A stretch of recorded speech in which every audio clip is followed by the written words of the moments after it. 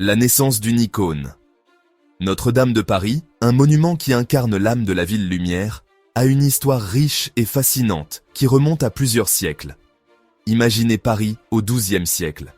Une ville en pleine effervescence, où les marchés grouillent de vie et où les rues étroites résonnent des bruits de la vie quotidienne. C'est une époque de transformation et de croissance rapide. La ville est en pleine expansion. Un homme ambitieux, l'évêque Maurice de Sully, rêve d'une cathédrale à la hauteur de la grandeur de Paris. Il imagine un édifice qui non seulement servira de lieu de culte, mais qui deviendra aussi un symbole de la puissance et de la foi de la ville. C'est ainsi que naît le projet de Notre-Dame. La construction débute en 1163, sous le règne de Louis VII. Les travaux s'étendront sur plus de 2 siècles, impliquant des générations d'artisans et de bâtisseurs. Des artisans talentueux affluent de toute l'Europe.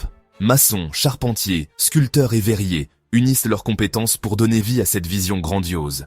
Chaque pierre posée, chaque sculpture taillée, chaque vitrail assemblé raconte une partie de cette épopée.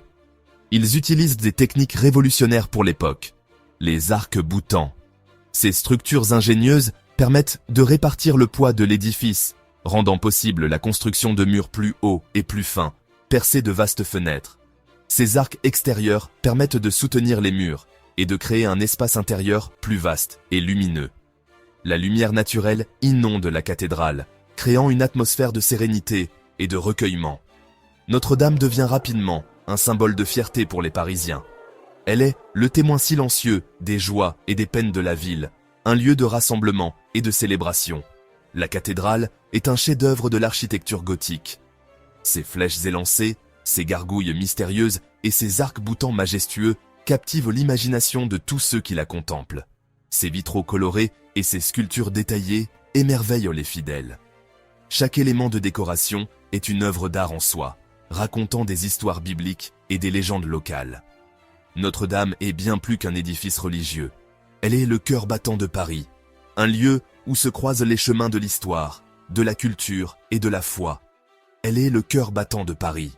Dominant l'île de la Cité, elle veille sur la ville depuis des siècles, témoin des révolutions, des guerres et des renaissances. Notre-Dame de Paris, une icône intemporelle, continue d'inspirer et d'émerveiller les générations. Notre-Dame au cœur de l'histoire. Au fil des siècles, Notre-Dame est le témoin silencieux de l'histoire de France. Elle voit défiler les rois et les reines. En 1804, Napoléon Bonaparte choisit Notre-Dame comme lieu de son sacre impérial. La Révolution française n'épargne pas la cathédrale. Des statues sont endommagées, considérées comme des symboles de la monarchie. Notre-Dame porte les cicatrices de cette période troublée. Le roman qui a sauvé la cathédrale. Ce titre évoque une histoire fascinante, où la littérature et l'architecture se rencontrent de manière spectaculaire. Au XIXe siècle, Notre-Dame est en mauvais état. La cathédrale, autrefois majestueuse, est devenue un symbole de négligence et de délabrement. Les Parisiens passent devant sans prêter attention à sa grandeur passée. C'est alors que Victor Hugo lui offre une seconde vie. Profondément touché par l'état de la cathédrale, Hugo décide d'écrire un roman qui mettrait en lumière sa beauté et son importance historique. Son roman Notre-Dame de Paris, publié en 1831, connaît un succès retentissant. Les lecteurs sont captivés par l'histoire de Quasimodo et Esmeralda, mais aussi par la description vivante de la cathédrale. Le public redécouvre la beauté de la cathédrale et l'importance de la préserver. Les descriptions détaillées de Hugo éveillent un sentiment de fierté et de responsabilité chez les Parisiens et les lecteurs du monde entier. Grâce à l'engouement suscité par le roman, des travaux de restauration sont entrepris. La cathédrale, autrefois négligée, devient le centre d'un vaste projet de rénovation. Viollet-le-Duc, architecte de renom, redonne à Notre-Dame sa splendeur d'antan. Il supervise les travaux avec une passion et une précision qui redonnent vie à chaque pierre de l'édifice. La flèche, disparue pendant la Révolution, est reconstruite. Ce symbole de la résilience et de la renaissance de Notre-Dame s'élève à nouveau, rappelant à tous l'importance de préserver notre patrimoine culturel. Le feu. Le 15 avril 2019, le monde entier retient son souffle.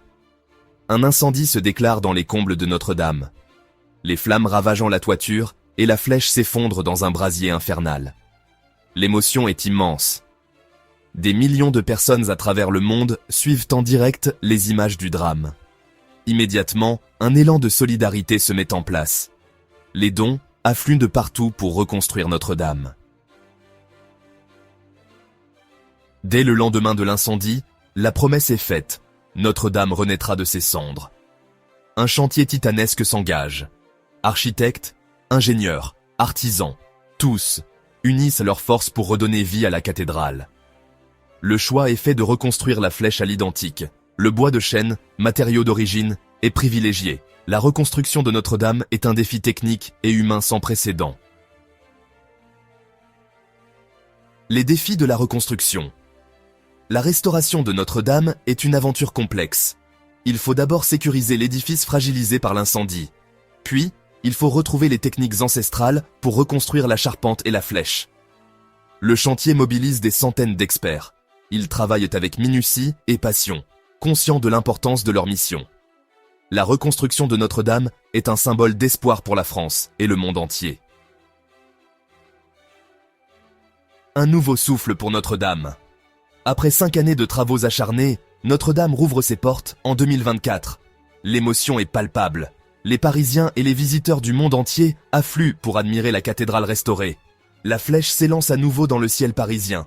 Les vitraux, restaurés avec soin, baignent l'intérieur d'une lumière irréelle. Notre-Dame est plus belle que jamais, symbole de la résilience de l'esprit humain.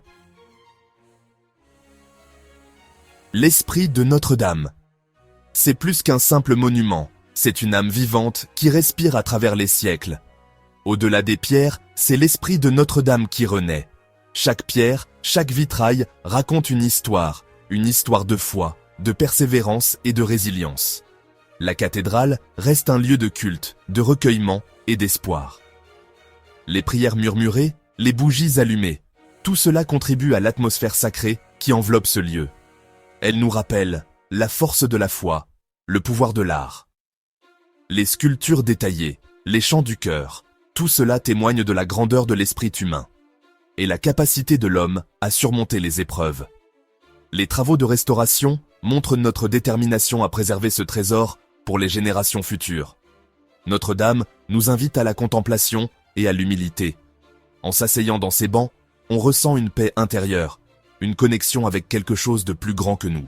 Elle nous rappelle que nous sommes de passage, que notre temps ici est limité, mais que notre impact peut être éternel. Mais que les grandes œuvres de l'humanité, elles, traversent les siècles. Notre-Dame est un témoignage vivant de notre capacité à créer des merveilles qui défient le temps. N'oubliez pas de vous abonner et activer la cloche pour ne rien manquer de nos prochaines aventures.